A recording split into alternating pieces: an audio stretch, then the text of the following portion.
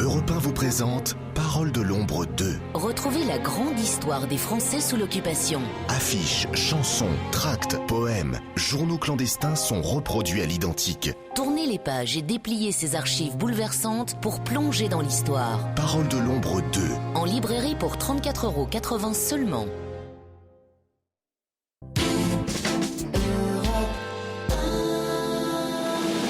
Franck Ferrand sur Europe 1.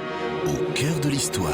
Comme tous les jours à 13h15 sur Europe 1, vous avez rendez-vous avec Franck Ferrand. Franck qui n'est pas à mes côtés au studio Coluche aujourd'hui, mais en direct du nouveau siège des éditions des Arènes au 27 rue Jacob à Paris dans le 6e. Bonjour Franck. Bonjour Julia, bonjour à tous. Et oui, un nouveau lieu de rendez-vous parisien dans ces murs qui ont longtemps abrité les éditions du Seuil. Vous imaginez que toute une partie de l'histoire intellectuelle du pays s'est faite ici où nous sommes, donc dans cette rue Jacob, dans le 6e arrondissement de Paris. Ce déplacement hors de nos studios habituels tient à marquer l'apparition, en partenariat avec Europe 1, du 2e volume de Parole de l'ombre.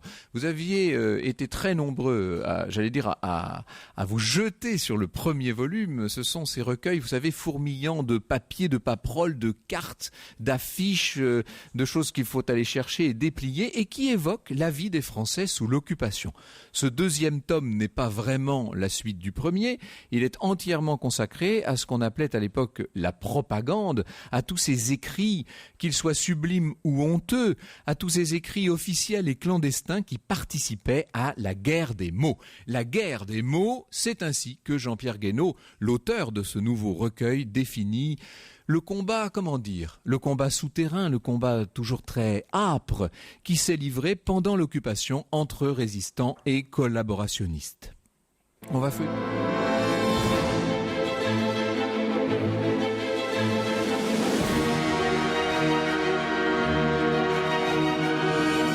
De 13h à 14h sur Europe 1, au cœur de l'histoire.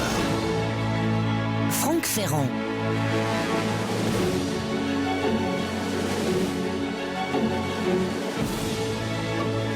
Évidemment, pendant tout le cours de cette émission, on va feuilleter ce magnifique ouvrage à la recherche d'affiches, de tracts, de journaux, de messages, de poèmes aussi. On peut dire que tous les supports étaient bons, que toutes les formes étaient utiles pour travailler les consciences et pour tenter d'infléchir le sort dans un sens ou dans un autre. Les Allemands, la force occupante, ne s'y trompent pas à l'époque. Ils pourchassent les auteurs sans relâche, ils punissent l'écrit plus durement encore si possible que l'action. La plume inquiète davantage ce régime d'idéologues que le fusil. Plus encore que l'arme à feu, ce qui dérange les nazis, c'était l'arme à mots, ce que montre très bien Jean-Pierre Guénot dans l'ouvrage. Alors, afin de répandre la terreur parmi les intellectuels et de dissuader les écrivains de tout poil de prêter leur concours aux feuilles, aux publications clandestines, les nazis leur réservent un châtiment spectaculaire et à leurs yeux déshonorant, la décapitation. Au début du régime, de 33 à 38, les coupables sont décapités à la hache comme au Moyen-Âge et puis ensuite ils seront guillotinés. En tout, plus de 40 000 personnes, considérées comme des esprits trop libres ou trop forts, ont été ainsi suppliciés. Alors au-delà des auteurs eux-mêmes, ce sont leurs familles qui sont menacées. C'est ça aussi un régime de terreur. Toujours à des fins dissuasives. Ce que les Allemands appellent le Siebenhalb, c'est-à-dire la peine de clan.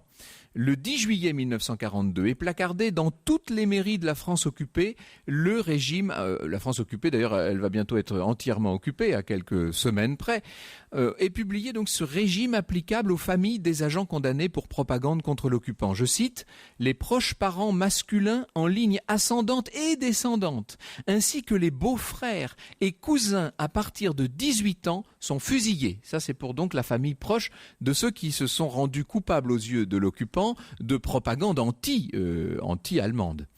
Toutes les femmes du même degré, donc les femmes en ligne ascendante, descendante, etc., belles-sœurs, sont condamnées aux travaux forcés. Et tous les jeunes jusqu'à 17 ans placés en maison d'éducation surveillée. Voilà ce système diabolique mis en place par l'occupant et qui nous donne une idée de la violence de cette guerre des mots. Et pourtant, ils sont nombreux à ne pas se laisser terroriser. Depuis l'écrivain célèbre jusqu'au rédacteur anonyme, nombreux sont ceux qui vont faire passer le message message de la résistance en ces temps de guerre et de pénurie, ce qui est très difficile, vous imaginez bien, il faut trouver du papier, de l'encre, des caractères d'imprimerie qui n'aient pas été répertoriés par la police, il faut imprimer en secret, ce qui veut dire qu'on déplace très souvent les machines, les presses, il faut diffuser de la même façon, tout ça suppose des subterfuges, des ruses, tout cela suppose surtout une énorme prise de risque. L'histoire sur Europe 1, c'est avec Franck Ferrand.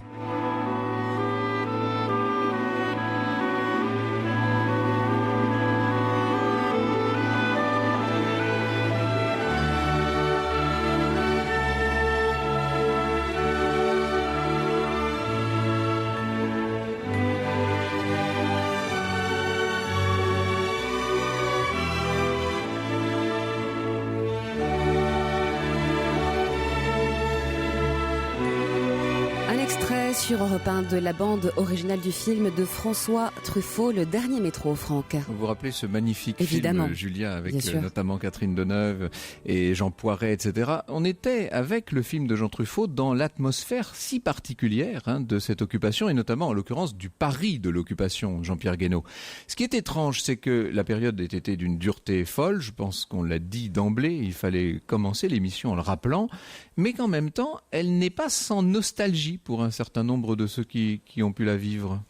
Oui, et d'où l'importance, en fin de compte, des poètes, des écrivains, parce que les mots peuvent être sordides, les mots peuvent être là pour désinformer, mais ils sont là aussi pour proposer une évasion. C'est une période qui dure longtemps, qui dure plus de 4 ans. Alors je disais tout à l'heure que imprimer des écrits clandestins dans les conditions de pénurie et surtout de très grands de régimes de terreur instaurés par l'occupant, c'est extrêmement difficile.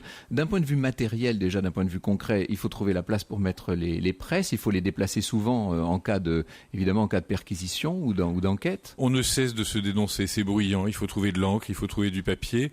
D'un bout jusqu'à l'autre de la chaîne, cette chaîne constituée par les soldats de l'encre, elle est très risquée. Il y a des toutes petites mains. Il n'y a pas que les écrivains, il n'y a pas que les 157 écrivains qui sont morts pour la France, soit dans les rangs de la résistance, soit au combat direct. Il y a toutes ces petites mains, les ouvriers typographes, les colporteurs, les distributeurs, ces gens qui étaient nos parents, nos grands-parents, des anonymes, des gens dont souvent personne n'a retenu la mémoire, mais on peut simplement dire que beaucoup, comme vous le disiez tout à l'heure, ont fini décapités à la hache. Mais vous êtes un collecteur de mémoire, Jean-Pierre Guénaud, et vous essayez de nous rappeler leurs souvenirs. Je voudrais citer 2 de ces 157 écrivains résistants morts pour la France.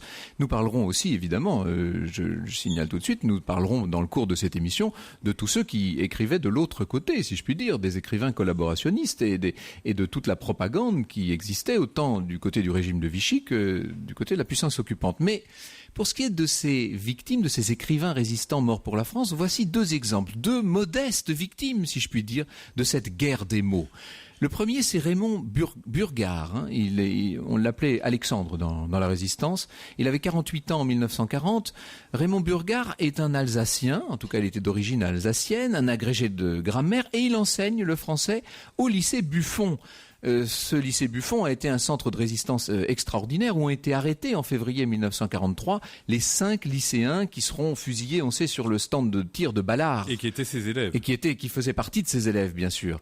Raymond fonde le mouvement Valmy en septembre 1940. Il est donc dans les premiers.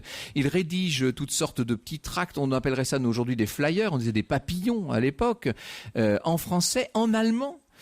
Tout ça reproduit sur une imprimerie d'enfants. C'est donc avec les moyens du bord. C'est l'artisanat incroyable. C'est l'équivalent aujourd'hui des tags d'Internet et des petites paperoles que l'on utilise pour notre communication. Et en 1941, janvier 41, il fonde le journal Valmy, qui est une simple feuille recto-verso tirée à 50 exemplaires au départ. Oui, ça paraît totalement dérisoire. Mais en même temps, ça peut paraître dérisoire, mais ce sont toutes ces petites gouttes d'eau, évidemment, qui ont fait le fleuve résistant. Paul Petit, de son côté, a 47 ans en 1940. C'est un diplomate qui publie à ses frais en 1940, en 1941, des textes clandestins qui, alors, eux, dénoncent, et de la part d'un chrétien, c'est d'autant plus méritoire, dénoncent la position des cardinaux Suard, Baudrillard, et d'une façon plus générale, de l'Église qui soutient, mollement, mais soutient le régime de Vichy. À partir de juin 1941, Paul est l'âme du journal La France continue, auquel collabore Raymond Burgard. Burgard. Donc c'est là qu'ils se retrouvent. Le 7 février 42, ils seront condamnés à mort pour leurs écrits et sont décapités à Cologne en juin, en août 44. En juin et en août 44, c'est-à-dire qu'ils sont restés dans les geôles allemandes pendant très longtemps.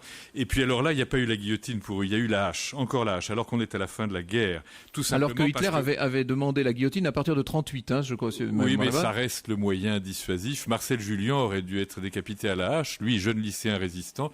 Il ne l'a pas été, il a eu beaucoup de chance. La hache a été bloquée en douane. Il y avait eu des problèmes administratifs. L'administration prussienne avait aussi ses travers. Quand on feuillette, Jean-Pierre Guénaud, et tout en le disant, je vais le faire, quand on feuillette votre ouvrage, on découvre évidemment tous ces documents. L'ouvrage est bourré d'enveloppes, de poches de craft, et on sort les documents. On a comme ça alors là, j'ai une bande dessinée, ça c'est assez extraordinaire d'ailleurs, dans les mains.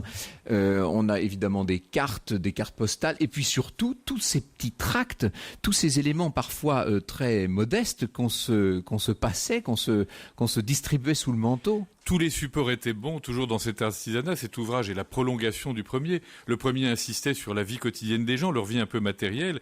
Mais le grand enjeu, on le voit aujourd'hui en 2011, comment sommes-nous informés ? Comment sommes-nous désinformés ? On voulait répondre à cette question parce que les mots, vous le disiez tout à l'heure, sont des armes encore plus redoutables que les armes traditionnelles. Des armes parfois perfides, honteuses, monstrueuses. Et puis il y a parfois des choses drôles.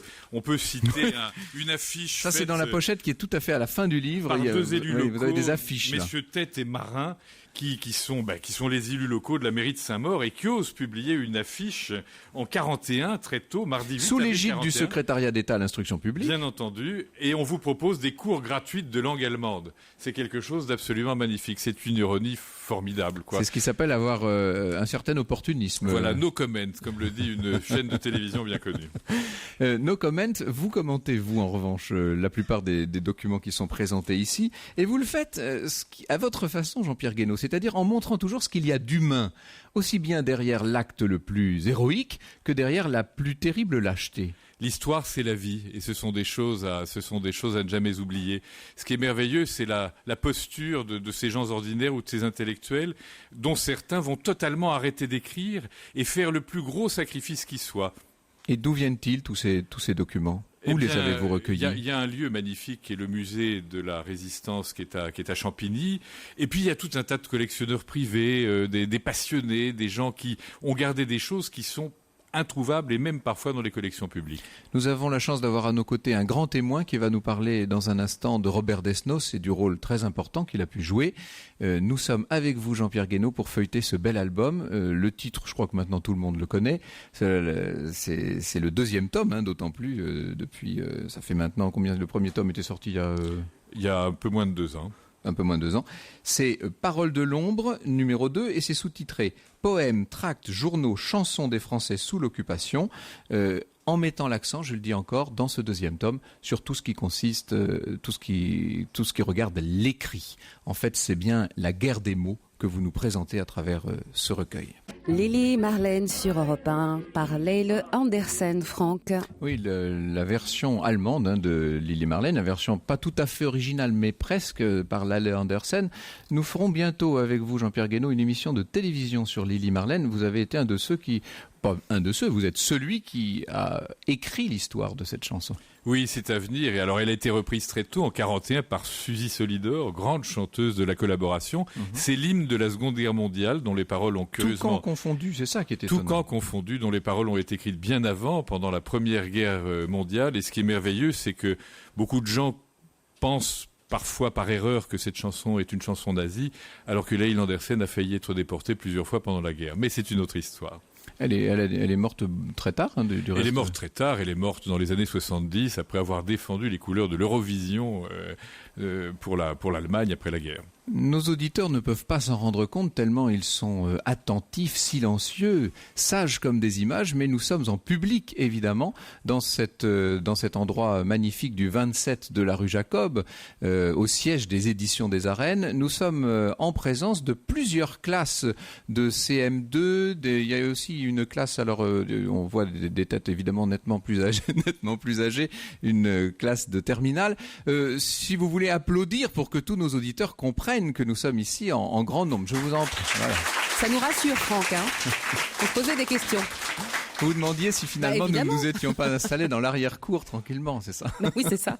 Non, nous sommes en public, devant ce public très attentif. Et je pense qu'il est très intéressant de voir à quel point les plus jeunes générations sont très sensibles à la mémoire d'une façon générale. À l'histoire, nous sommes bien placés ici pour le savoir, mais notamment à l'histoire de la Seconde Guerre mondiale, Jean-Pierre Guénot. D'autant plus que ce sont des grands, ce sont des aînés, parce qu'ils vont écouter dans 2 secondes quelqu'un qui s'appelle Jacques Frankel et qui avait 6 ans en 1942 ou 43. C'est-à-dire qu'au moment des événements que vous allez nous raconter, Jacques Frankel, merci beaucoup d'être avec nous. Vous étiez plus jeune que les enfants que nous avons là dans cette salle. Oui. Ouais. Et vous avez vécu donc un moment tout à fait terrible, puisque c'était le 28 juin 1943. On est non, c'était quand vous avez été arrêté qu'il y a eu cette espèce de descente. Je ne peux pas vous dire. Vous vous rappelez pas exactement, mais je cherche là le. Oui. Qui aurait été une arrestation, qui était un contrôle d'identité, comme on dit aujourd'hui, n'est-ce pas, qui aurait pu se terminer évidemment fort mal. C'était rue de Saint-Pétersbourg, dans le 10e arrondissement. Vous étiez avec votre père. Alors, il faut que vous nous disiez qui était votre père, Vladimir Michel Frankel. Alors, c'était un médecin. Juif, comme moi, évidemment, et qui n'avait pas le droit d'exercer, qui vivait dans la clandestinité, moi aussi d'ailleurs, et grâce à lui, je suis là pour vous en parler. Et donc, vous aviez donc sur la carte d'identité de votre père, il y avait la mention, voilà, cette fameuse mention avait juif. commis cette imprudence, je ne lui en veux pas, c'était d'aller se faire enregistrer comme juif au commissariat aux affaires juives, et donc sur sa carte d'identité, on avait imprimé le mot juif. Et donc, inutile de vous dire que cette carte d'identité, c'était plutôt un passeport pour Buchenwald qu'une vraie carte d'identité. Or, vous possédiez très heureusement de faux papiers d'identité. Alors, mon père et mon oncle et moi-même étions assez liés avec Robert Desnos, le poète Robert Desnos. Je pense que parmi nos très jeunes auditeurs dans cette salle même, certains ont appris des poèmes par cœur, des poèmes de La Fourmi de Desnos, voilà. Par exemple. Et Robert Desnos est entré très tôt. Bon, d'abord, c'était vraiment un ami intime, et moi, je ne voyais personne. Hein. On vivait en reclus, clandestin, pas d'école, pas de visite, pas de sortie, etc. Et Robert, dans ses activités de résistance qui étaient nombreuses, était entre autres, parce qu'il était doué en dessin, fabricant de fausses pièces d'identité. Et il a fait une superbe carte d'identité pour mon père, où il n'y avait pas la mention et où il prenait un autre nom, ce qui fait que j'en avais tellement marre d'être enfermé dans cette maison que je lui demandais tout le temps sortons, allons faire un tour. Il voulait pas, c'était dangereux. Et puis un jour, il a fini par dire bon bah alors allons-y. Pas de chance, on arrive rue de Saint-Pétersbourg qui est à côté de chez nous. Et là, barrage devant. Mon père me dit, bouge pas, on va faire marche arrière, on s'en va. Il y en avait autant derrière, évidemment. Et coincé. Voilà. Et donc, arrive notre tour de présenter les papiers. Et il y avait le petit carton dessiné si habilement par Robert que les flics n'y ont vu que du feu. Et que nous sommes repartis après un petit contrôle quand même assez disgracieux qu'on fait sous le porche des immeubles pour prouver définitivement qu'on n'est pas juif. Vous voyez ce que je veux dire? Bien sûr. Votre père, Vladimir Frankel, était devenu, pour les circonstances, Michel Renaud. Il était censé être né dans la Haute-Vienne. À Bouzy. Et domicilié à Bouzy-la-Forêt, dans le Loiret. Il fallait apprendre ça par cœur, évidemment, au passage. Voilà. Mais moi, c'était très différent pour ce qui est de moi, parce que moi, je ne savais même pas ce que c'était un nom de famille. Parce que fallait pas que je sache mon nom. Je ne savais pas ce que ça voulait dire. Je ne savais pas ce que ça voulait dire juif, un mot que j'avais jamais entendu. Frankel, je ne savais pas que ça existait. Voilà, j'étais Jacques. Jacques, sans copain, sans amis, sans personne. Oui. Sauf que une enfance coupée du monde. Voilà, sauf que Robert faisait partie des amis intimes. Robert Desnos, le grand poète. Et qu'il venait souvent, il venait parfois à la maison. Et il me faisait la plus grande joie que j'ai eue pendant cette période lamentable. Il me prenait sur ses genoux et il me racontait des histoires, comme lui seul savait les raconter. Et j'en ai un souvenir un peu flou, j'avoue, mais extrêmement ému. Et je crois qu'il m'a confié ces histoires parce qu'à cette époque-là, on ne savait pas ce qu'on allait devenir, ni lui, ni moi.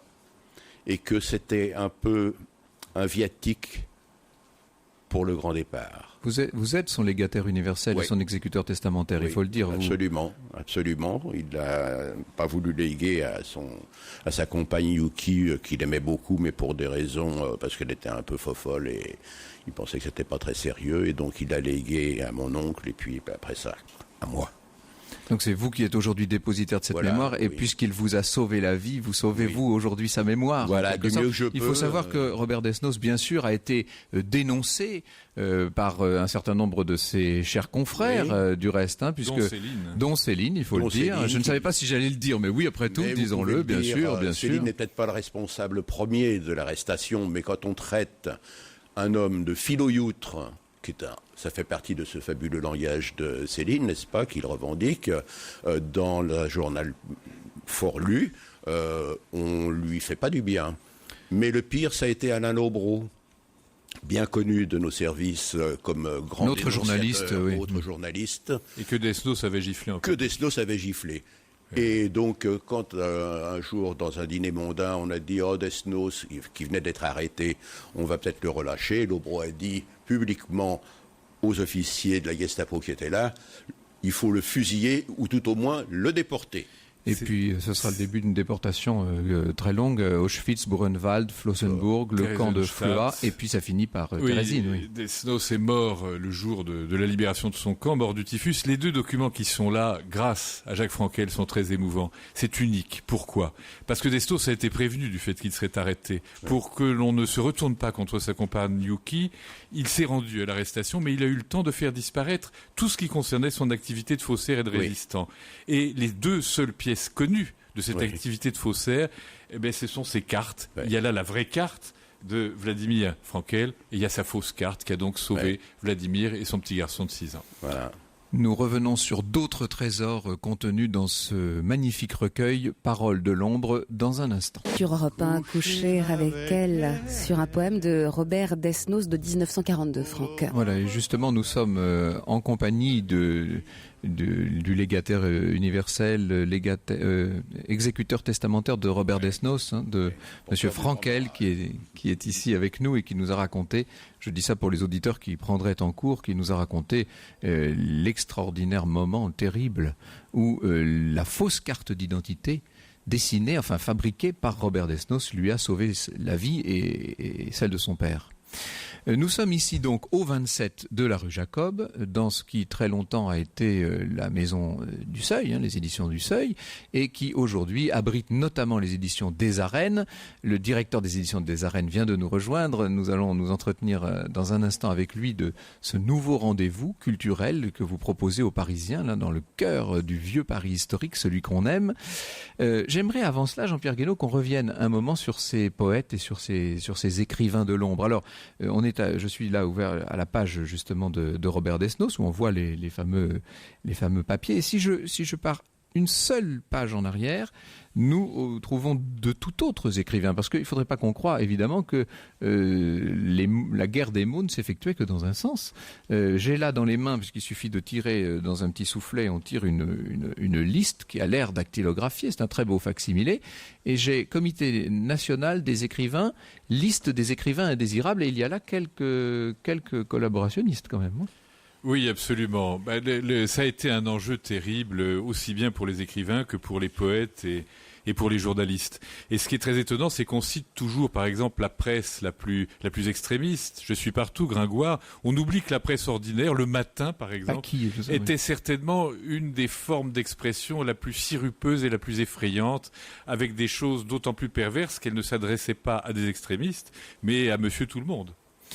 Les mots ont joué un rôle essentiel, je pense qu'on va le comprendre. Deux grands poètes, vous teniez à ce qu'on insiste sur leur cas, c'est René Char et Jean Prévost.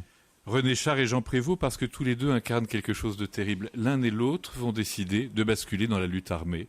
Et l'un et l'autre décident qu'après tout, continuer à écrire, c'est incompatible. Et alors ça, c'est le sacrifice suprême pour un écrivain. C'est d'arrêter d'écrire. Et à travers des facsimilés de choses très émouvantes qui sont dans le livre, on voit quel drame c'était pour eux. René Char, parce que lui, il avait 37 ans, c'est un poète soldat, c'est un très bon soldat, parce qu'il ne peut pas s'empêcher de prendre des notes sur un carnet qui ne cesse de trahir ses frustrations, qui sont magnifiques. Ça a été publié après la guerre, avec le nom Les Feuillets d'Hypnose. Il a tout détruit sauf une feuille. Cette feuille est dans Paroles de l'ombre 2. Et alors il avait des mots terribles pour les gens dont vous parliez tout à l'heure, René Char. Hein. C'est lui qui a écrit qu'il existait une sorte d'homme toujours en avance sur ses excréments. Et bien sûr, il ne pensait pas précisément à Jean Prévost ou aux gens qui étaient de son bord, mais à ceux qui étaient en face. Quant à Jean Prévost, c'est un personnage admirable qui sacrifie tout. Cet homme est une gloire littéraire en 42.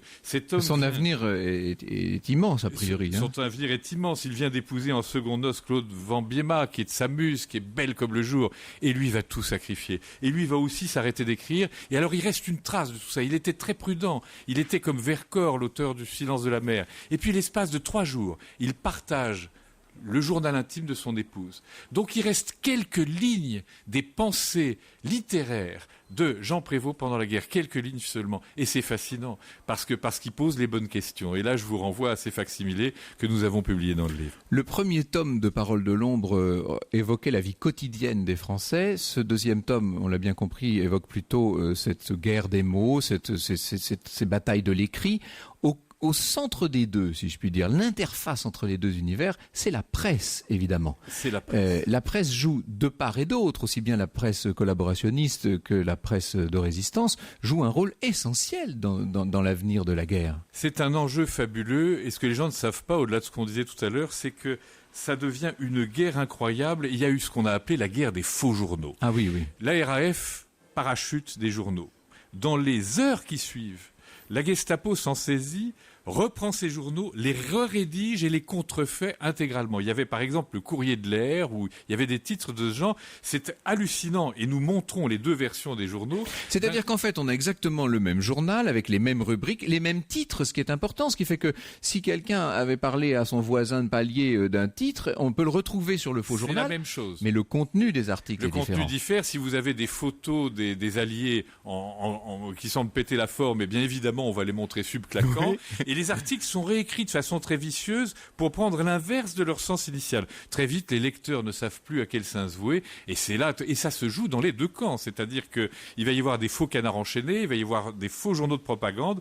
Les deux camps se Vous montrez ces journaux, les uns les autres, grandeur nature du reste. Et ça, c'est un des événements les plus fascinants qu'on soit. Qui soit aujourd'hui, quand on parle beaucoup d'Internet, à cause de l'énergie, de la générosité et parfois de l'horreur qui peut caractériser les rumeurs sur Internet, on a la même chose. Simplement, à l'époque, ça passe par des petites feuilles de papier, par des tracts, par des petits journaux. Et tout ça passe en fait par une espèce de grande perte de repères. On pense forcément au film Le Corbeau, hein, évidemment de Clouzot, avec vous savez, quand le personnage principal se met à faire basculer la lampe et que d'un seul coup les ombres, les lumières, tout vacille, on ne sait plus à quel sens vouer. Et l'homme qui donne tous les repères, à la fin de tout ça, nous avons choisi avec mon éditrice Rachel Grunstein les fabuleux articles que Camus publie à la Libération, parce qu'il a une façon d'éclairer ce qui vient de se passer pendant 4 ans, c'est sublime. De faire retomber tout ça sur ses pattes en quelque sorte et de redonner des repères aux gens. Et de faire tourner les justes clés. En tout cas, il faut pratiquer ces facsimilés, ces textes,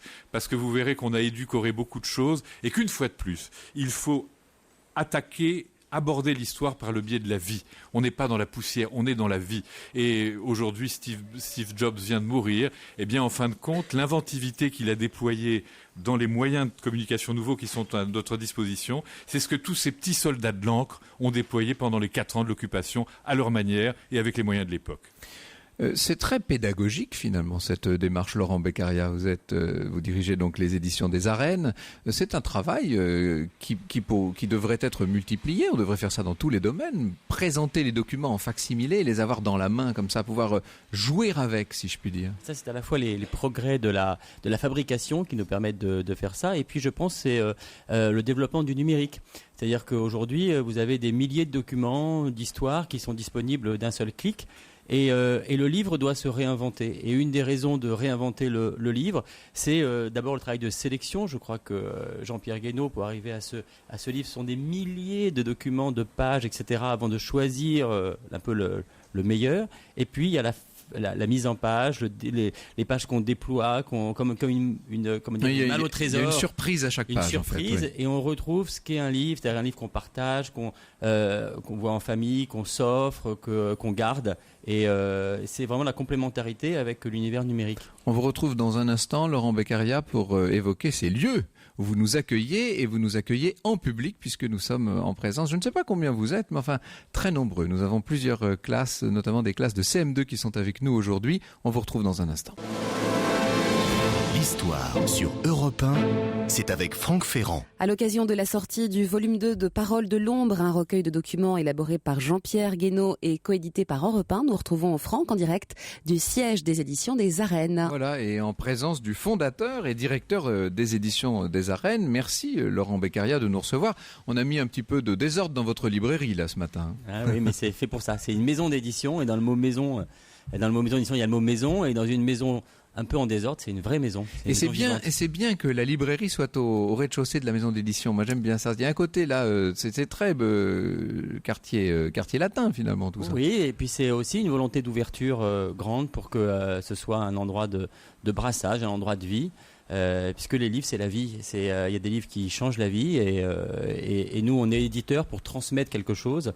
Et si on n'a pas de contact avec les gens à qui on transmet, c'est un peu comme si on parlait dans le vide. Et ce que vous avez à transmettre ici, notamment, c'est un extraordinaire patrimoine. Vous n'êtes pas n'importe où. Cette adresse, elle est connue, 27 rue Jacob. Alors, ça s'est passé il y a juste à la fin de la guerre dont vous parlez, en 1946. Il y a une poignée de gens, ils étaient une petite dizaine, qui se sont installés, qui ont racheté un hôtel ici. Alors, il faut savoir que le quartier, à l'époque, c'était le quartier où il y avait des soldats allemands, il y avait Juliette Gréco, Boris Vian, le jazz, Jean-Paul Sartre. Oui, Sartre était là aussi. C'était très vieux, très un peu bohème. Et puis avec cette énergie de l'après-guerre, ils ont voulu reconstruire aussi les livres, les romans, et ils ont créé les éditions du Seuil, qui avec Gallimard, c'est deux maisons les plus prestigieuses en Gallimard France. Qui n'est pas très loin d'ici. Qui n'est pas très loin, c'est un quartier d'éditeurs. Et puis bon, il y a eu des ventes, des restructurations. Ils sont partis dans un quartier avec un immeuble moderne, etc., comme on fait beaucoup aujourd'hui. Et puis les héritiers de l'un des deux cofondateurs, donc Paul Flamand, cherchaient des gens pour reprendre la maison. Et ils ont essayé de reprendre une autre petit groupe. On est une vingtaine, à la fois de maisons d'édition et puis des revues, la revue 21, la revue 6 mois de photos. Et on essaie de retrouver une énergie nouvelle. Alors maintenant, c'est des jeunes de CM2 qui viennent de Seine-Saint-Denis, et c'est tout à fait ça. C'est tout à fait. C'est le futur de la France. C'est eux, c'est nos futurs lecteurs. Ils sont là, et on leur transmet, on leur parle, et plus tard peut-être on accueillera leurs livres. S'il y en a qui ont envie d'écrire des livres. Il y en a peut-être déjà qui écrivent. Ils viendront peut-être dans 10 ans, dans 15 ans, et ils viendront se souvenir que dans cet endroit, on aime les auteurs. Merci beaucoup, Laurent Beccaria. On a beaucoup parlé d'auteurs, d'écrivains, tout ça au masculin, Jean-Pierre Guénaud. On peut peut-être finir par l'évocation rapide, parce que nous sommes à la toute fin, d'une femme d'exception. Madeleine Riffaut, mais oui, il ne faut pas oublier les femmes. Madeleine, c'est une petite poétesse de 16 ans au début de la guerre, tuberculeuse, et puis dès qu'elle sort de son sanatorium... Madeleine Riffaut, je ne suis pas certain qu'on ait bien entendu Madeleine son nom. Riffaut, en 41-42, eh bien, elle glisse dans la lutte armée. Et Madeleine m'a fait comprendre une chose que j'avais jamais compris. Elle a abattu un officier allemand sur ordre en juillet 44. Et moi, je pensais que ça n'avait aucun intérêt. Je n'avais jamais croisé Madeleine. Et puis Madeleine est devenue une amie. Et j'ai compris une chose. Même quand vous œuvrez contre le nazisme, même quand vous œuvrez pour la bonne cause, un meurtre reste un meurtre. Et Madeleine, la poétesse, qui est restée poète, qui est restée un bel auteur, ne s'est jamais remise de cet acte. Jamais. Sa vie de journaliste, sa vie d'écrivain n'a été qu'une fuite depuis le départ. Et nous devons cela aussi aux résistants qui nous ont rendu la liberté. Merci beaucoup Jean-Pierre Guénaud. Je rappelle évidemment que Parole de l'ombre est déjà en librairie. C'est le 2e tome de ce trésor de toute la mémoire de la France pendant l'occupation. Merci beaucoup à Jacques Frankel d'être venu témoigner et merci à vous Laurent Beccaria de nous avoir reçus ici au siège des éditions des Arènes. Et j'espère qu'Elena s'est installée, Elle est là. Bonjour Elena. Bonjour Franck, très bien installé tout près de Julia. Alors aujourd'hui nous allons parler de la journée des aidants. Vous savez, ces aidants, ce sont des proches qui aident des parents dépendants. Dit comme ça n'a pas l'air très marrant, mais vous allez voir que aider ses proches, ça peut être très gratifiant. C'est en tous les cas très utile et on vous invite à poser vos questions à nos experts européens au 39 21 ou sur europe1.fr. Merci beaucoup Elena, merci Julia, je vous retrouve demain là-bas rue François 1er. Exactement, et en avec attendant plaisir. on va demander à tous nos jeunes spectateurs d'applaudir. Merci oui. beaucoup. Et on les salue, on les embrasse. À demain sur Europe 1. À demain, merci Julia. Europe 1 vous présente Parole de l'ombre 2. Retrouvez la grande histoire des Français sous l'occupation. Affiches, chansons, tracts, poèmes, journaux clandestins sont reproduits à l'identique. Tournez les pages et dépliez ces archives bouleversantes pour plonger dans l'histoire. Parole de l'ombre 2. En librairie pour 34,80 € seulement.